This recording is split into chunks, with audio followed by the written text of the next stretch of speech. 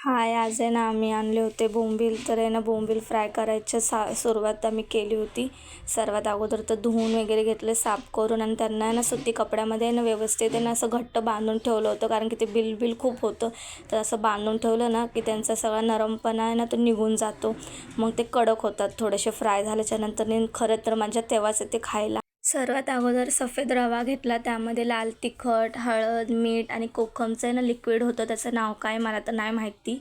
तर ते सगळं घेऊन आहे ना मिक्स केलं. त्यानंतर मिक्स झाल्यावर आहे ना आपले जे बोंबील होते तेव्हा आहे ना त्यामध्ये रव्यामध्ये घेतले व्यवस्थित त्यांना लावून मसाला. आणि मग तव्यावरती थोडंसं तेल सोडलं आणि मग एक एक करून आहे ना बोंबील तव्यावर ठेवले आणि मग घेतले फ्राय करून. तर मस्त फ्राय झाले होते. नंतर मी, हर्षू आणि अश्विनी तर आम्ही गेलो होतो मार्केटमध्ये. काहीतरी आम्हाला सामान आणायचं होतं त्यासाठी. तर आमच्याकडं कॅशच नव्हती म्हणून आम्ही ATMमध्ये घेतले पैसे वगैरे काढून.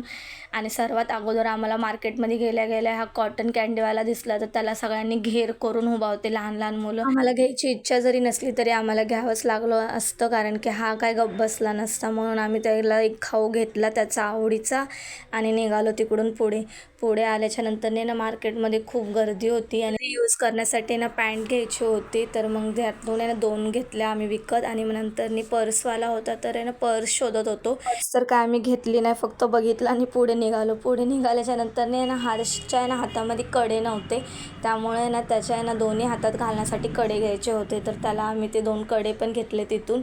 त्यानंतर पुढे नाही तर खेळण्यावाल्याचं दुकान होतं, तर खूप सारे खेळणे होते त्याच्याकडे. तर ह्या पोराची घाईच होती की मला एक घ्यायचं म्हणून. मग त्यातली त्याला एक गाडीसुद्धा आम्ही घेतली. त्यानंतर मला आहे ना किचनवाला दिसला होता, तर खूप छान छान किचन होते. तर त्यातलं मी सुद्धा एक मला घेतलं. आणि सबस्क्राईब करा माझ्या चॅनलला. थँक्यू.